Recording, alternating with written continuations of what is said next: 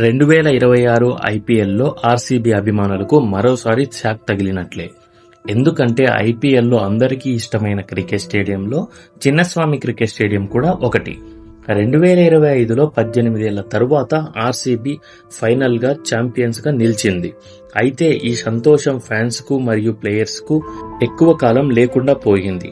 Title గెలిచాక తమ players ను ట్రోఫీని చూడటానికి వచ్చిన అభిమానులకు పెద్ద ఎత్తున తొక్కిసలాట జరగడం చాలా బాధాకరమైన విషయం. అయితే ఈ కారణంగా 2026 ఐపీఎల్ ను బెంగళూరు చిన్నస్వామి క్రికెట్ స్టేడియంలో మ్యాచ్లను ఆడించడానికి అనుమతి లేకపోవడం ఫ్యాన్స్ కు నిరాశగా మిగిల్చింది. 2026లో ఆర్సీబీ హోమ్ గ్రౌండ్ గా మహారాష్ట్రలోని పూణేకి మార్చినట్లు క్రికెట్ వర్గాలు వార్తలు వచ్చాయి.